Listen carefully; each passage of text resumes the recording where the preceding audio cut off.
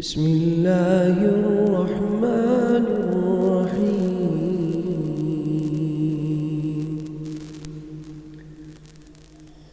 الحمد لله الذي أنزل على عبده الكتاب ولم يجعل له عوجا قيما لينذر بأسا شديدا من لدنه ويبشر المؤمنين الذين يعملون الصالحات أن لهم أجرا حسنا ماكثين فيه عبدا وينذر الذين قالوا اتخذ الله ولدا ما لهم به من علم ولا لآبائهم كبرت كلمة تخرج من أفواههم إن يقولون إلا كذبا فلعلك باقع نفسك على آثارهم إن لم يؤمنوا بهذا الحديث أسفا إنا جعلنا ما على الأرض زينة لها لنبلوهم أيهم أحسن عملا وإما لجاعلون ما عليها صعيدا جرزا أم حسبت أن أصحاب الكهف والرقيم كانوا من آياتنا عجبا إذ أوى الفتية إلى الكهف فقالوا ربنا آتنا من لدنك رحمة وهيئ لنا من أمرنا رشدا فضربنا على آذانهم في الكهف سنين عددا ثم بعثناهم لنعلم أي الحزبين أحصى لما لبثوا أمدا نحن نقص عليك نبأهم بالحق إنهم فتية آمنوا بربهم وزدناهم هدى وربطنا على قلوبهم إذ قاموا فقالوا ربنا رب السماوات والأرض لن ندعو من دونه إلها لقد كنا إذا شططا هؤلاء قوم اتخذوا من دونه آلهة لولا يأتون عليهم بسلطان بين فمن أظلم ممن افترى على الله كذبا وإذ اعتزلتموهم وما يعبدون إلا الله فأووا إلى الكهف ينشر لكم ربكم من رحمته ويهيئ لكم من أمركم مرفقا وترى الشمس إذا طلعت تزاور عن كهفهم ذات اليمين وإذا غربت تقرضهم ذات الشمال وهم في فجوة من ذلك من آيات الله من يهد الله فهو المهتد ومن يضلل فلن تجد له وليا مرشدا وتحسبهم أيقاظا وهم رقود ونقلبهم ذات اليمين وذات الشمال وقلبهم باسط ذراعيه بالوصيد لو اطلعت عليهم لوليت منهم فرارا ولملئت منهم رعبا وكذلك بعثناهم ليتساءلوا بينهم قال قائل منهم كم لبثتم قالوا لبثنا يوما أو بعد يوم قالوا ربكم أعلم بما لبثتم فابعثوا أحدكم بورقكم هذه إلى المدينة فلينظر أيها أزكى طعاما فليأتكم برزق منه وليتلطف ولا يشعرن بكم أحدا إنهم إن يظهروا عليكم يرجموكم أو يعيدوكم في ملتهم ولن تفلحوا إذا أبدا وكذلك أعثرنا عليهم ليعلموا أن وعد الله حق وأن الساعة لا ريب فيها إذ يتنازعون بينهم أمرهم فقالوا بنوا عليهم بنيانا ربهم أعلم بهم قال الذين غلبوا على أمرهم لنتخذن عليهم مسجدا سيقولون ثلاثة رابعهم قلبهم ويقولون خمسة سادسهم قلبهم رجما بالغيب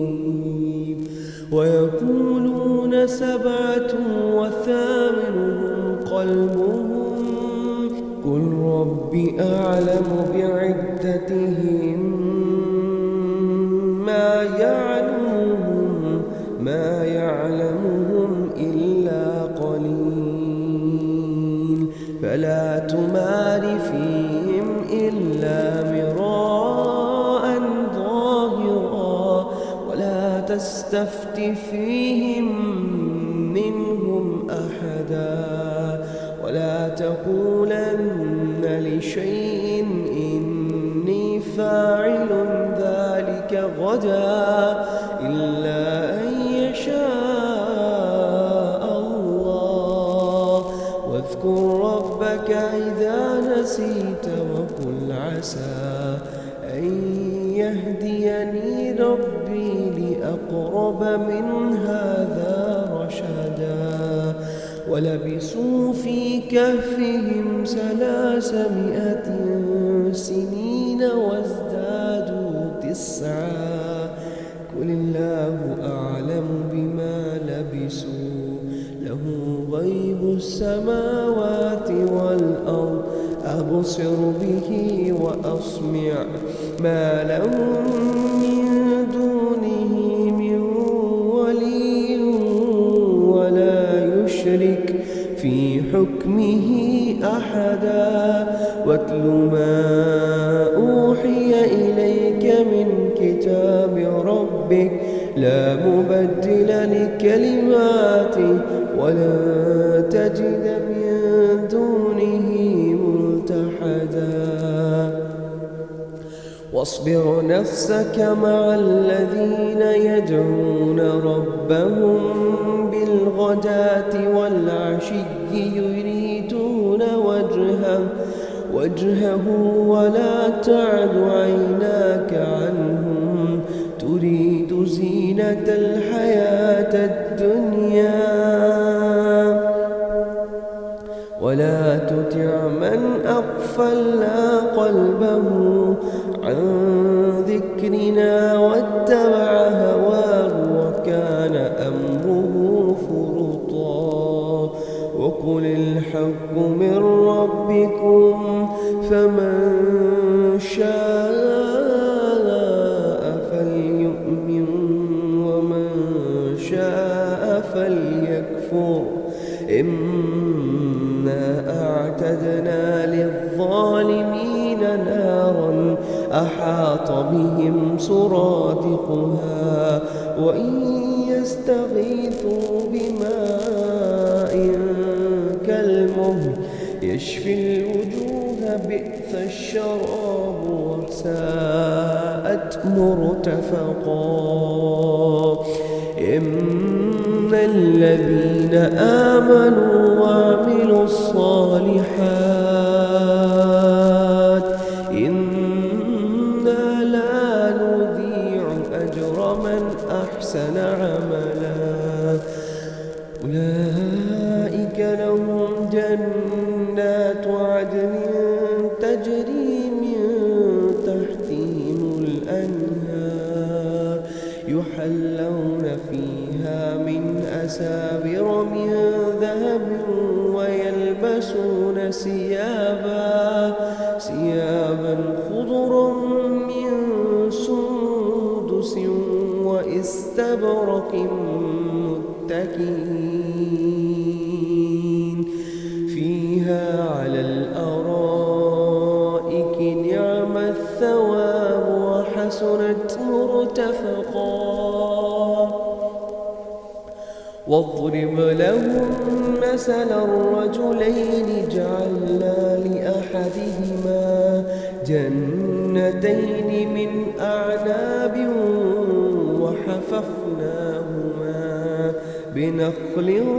وجعلنا بينهما زرعا كلتا الجنتين أتت أكلها ولم تظلم منه شيئا وفجرنا خلالهما نهرا وكان له ثمر فقال لصاحبه وهو يحاوره أنا أكثر منك مالا وأعز نفرا ودخل جنته وهو ظالم لنفسه قال ما أظن أن تبيد هذه أبدا وما أظن الساعة قائمة ولئن رددت إلى ربي لأجدن خيرا منها منقلبا قال له صاحبه وهو يحاوره أكفرت بالذي خلقك من تراب ثم من نطفة ثم سواك رجلا لكن هو الله ربي ولا أشرك بربي أحدا ولولا إذ دخلت جنتك قلت ما شاء الله لا قوة إلا بالله إن ترني أنا أقل منك مالا وولدا فعسى ربي أن يؤتيني خيرا من جنتك ويرسل عليها حسبانا من السماء فتصبح صعيدا زلقا أو يصبح ماؤها غورا تستطيع له طلبا وأحيط بصمره فأصبح يقلب كفيه على ما أنفق فيها وهي خاوية على عروشها ويقول يا ليتني لم أشرك بربي أحدا ولم تكن له فئة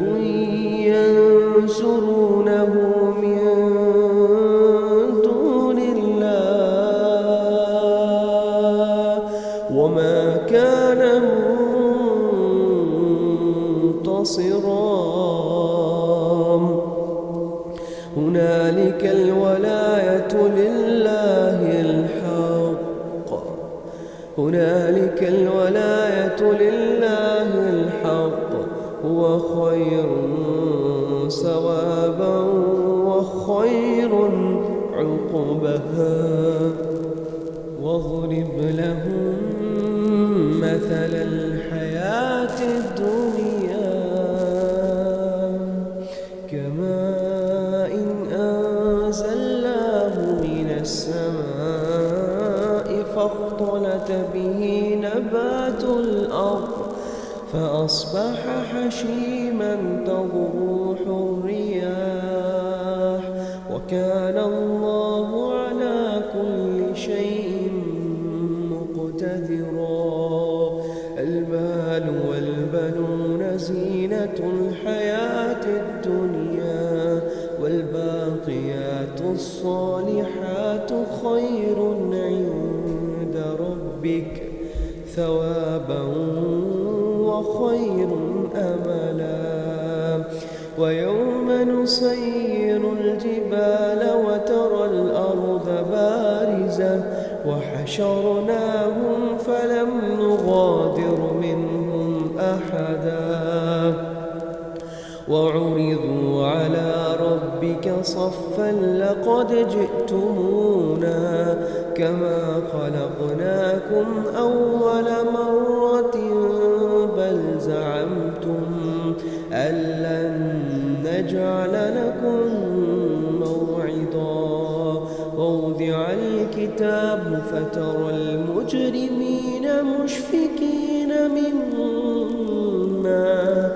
فيه ويقولون يا ويلتنا ما لهذا الكتاب لا يغادر صغيرة ولا كبيرة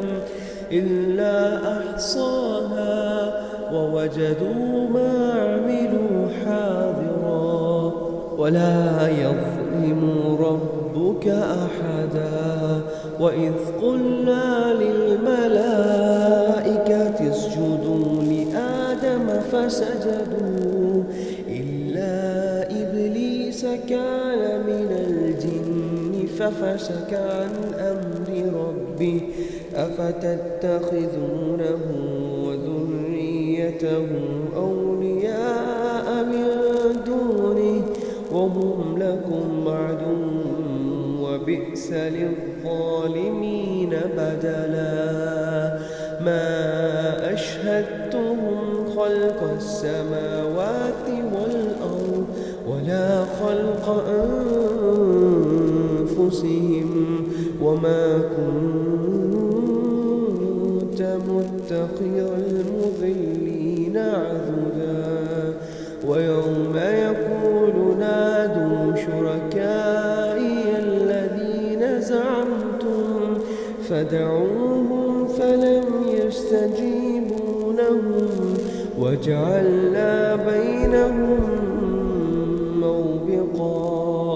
ورأى المجرمون النار فظنوا أنهم مواقعوها ولم يجدوا عنها مصرفا ولقد صرفنا في هذا القرآن للناس من كل مثل وكان الإنسان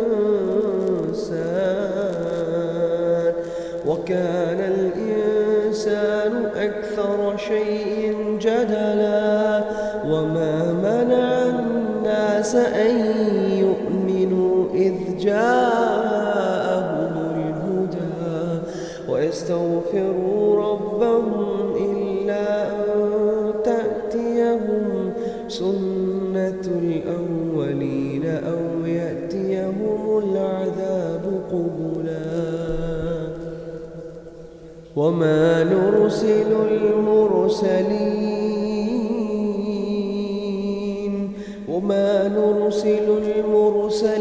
إلا مبشرين ومنذرين ويجادل الذين كفروا بالباطل ليدحضوا به الحق واتخذوا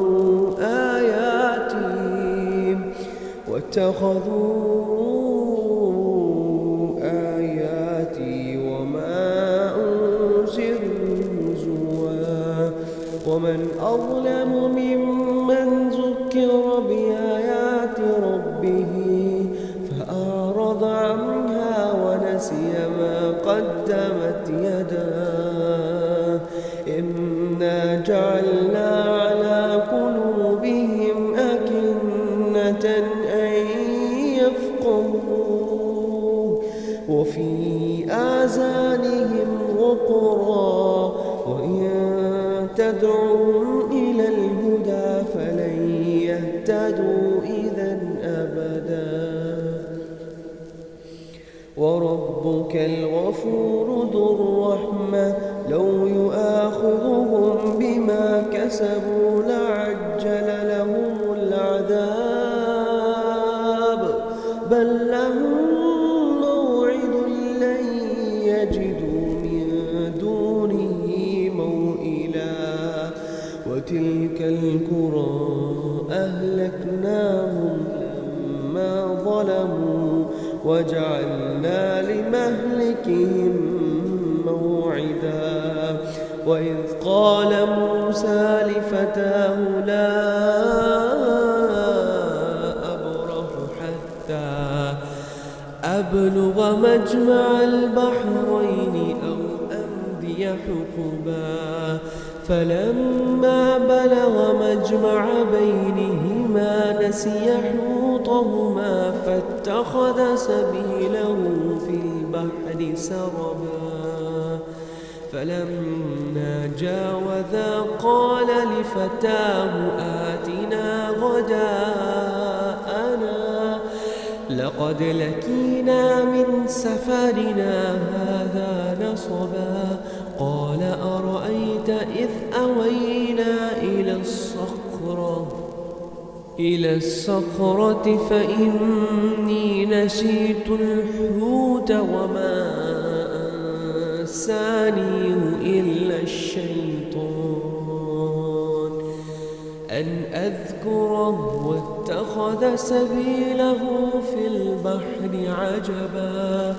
كان ذلك ما كنا نبغي فارتد على آثارهما قصصا فوجدا عبدا من عبادنا آتيناه رحمة من عندنا وعلمناه من لدنا علما قال له موسى هل أتبعك على أن تعلمني مما علمت رشدا قال إنك لن تستطيع معي صبرا وكيف تصبر على ما لم تحط به خبرا قال ستجدني إن شاء الله صابرا ولا أعصي لك أمرا قال فإن اتبعتني فلا تسألني عن شيء حتى أحدث لك منه ذكرا فانطلقا حتى إذا ركبا في السفينة خرقها قال أغرقتها لتغرق أهلها لقد جئت شيئا إمرا قال ألم أقل إنك لن تستطيع معي صبرا قال لا تؤاخذني بما نسيت ولا ترهقني من أمري عسرا فانطلقا حتى إذا لقيا غلاما فقتله قال أقتلت نفسا زكية بغير نفس لقد جئت شيئا نكرا قال ألم أقل لك إنك لن تستطيع معي صبرا قال إن سألتك عن شيء بعدها فلا تصاحبني قد بلغت من لدني عذرا فانطلقا حتى إذا أتيا أهل قرية استطعما أهلها فأبوا أن يضيفوهما فوجدا فيها جدارا يريد أن ينقض فقام قال لو شئت لاتخذت عليه أجرا قال هذا فراق بيني وبينك سأنبئك بتأويل ما لم تستطع عليه صبرا أما السفينة فكانت لمساكين يعملون في البحر فأردت أن أعيبها وكان وراءهم ملك يأخذ كل سفينة غصبا وأما الغلام فكان أبواه مؤمنين فخشينا أن يرهقهما طغيانا وكفرا فأردنا أن يبدلهما ربهما خيرا منه زكاة وأقرب رحما وأما الجدار فكان لغلامين يتيمين في المدينة وكان تحته كنز لهما وكان أبوهما صالحا فأراد ربك أن يبلغا أشدهما ويستخرجا كنزهما رحمة من ربك وما فعلته عن أمري ذلك تأويل ما لم تسطع عليه صبرا ويسألونك عن ذي القرنين قل سأتلو عليكم منه ذكرا إما مكنا له في الأرض وآتيناه من كل شيء سببا فأتبع سببا حتى إذا بلغ مغرب الشمس وجد تغرب في عين حمئة ووجد عندها قوما قلنا يا ذا القرنين إما أن تعذب وإما أن تتخذ فيهم حسنا قال أما من ظلم فسوف نعذبه ثم يرد إلى ربه فيعذبه عذابا نكرا وأما من آمن وعمل صالحا فله جزاء الحسنى وسنقول له من أمرنا يسرا ثم أتبع سببا حتى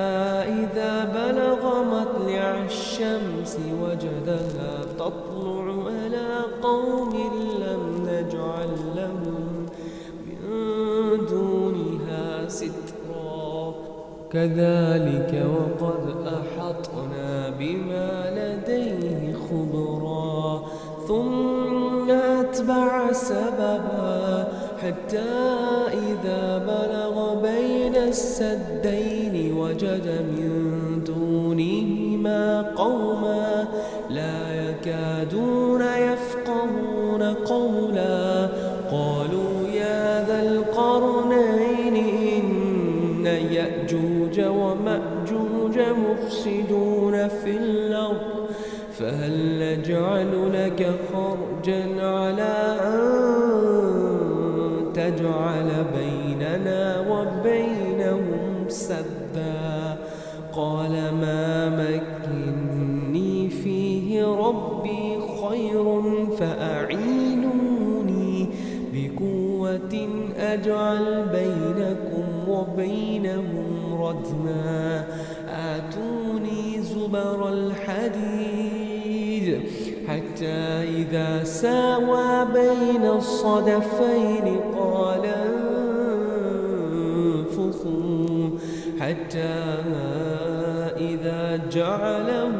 نارا قال آتوني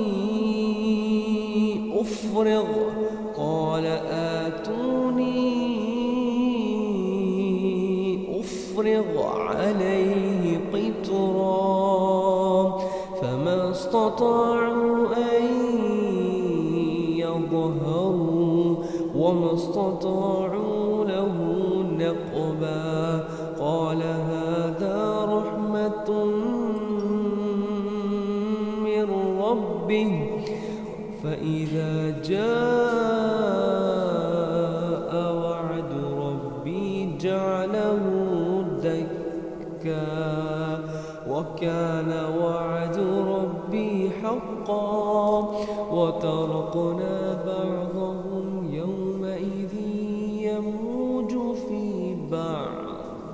يومئذ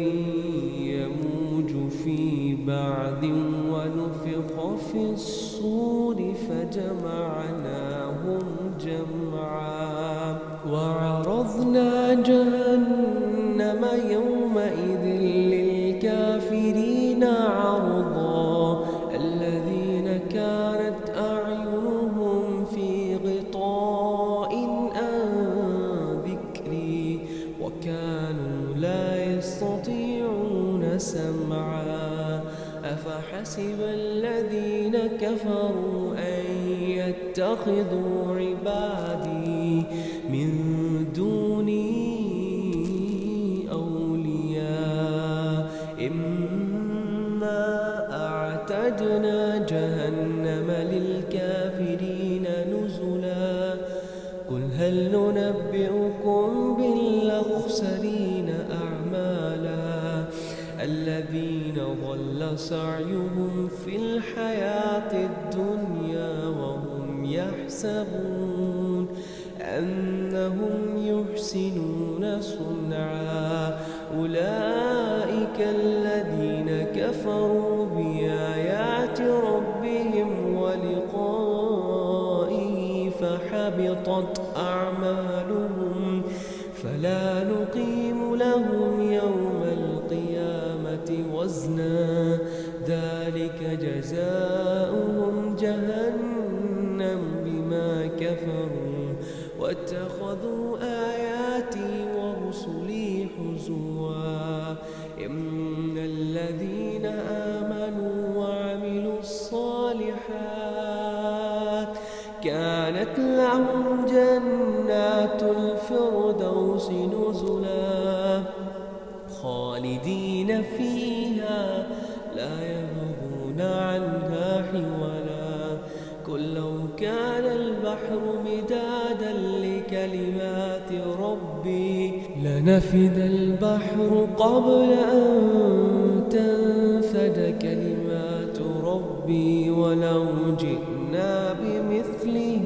مددا قل إنما أنا بشر مثلكم يوحى إلي أنما إلهكم إله واحد فمن كان يرجو لقاء ربه فليعمل عملا صالحا ولا يشرك بعبادة ربه أحدا. صدقت يا رب العالمين.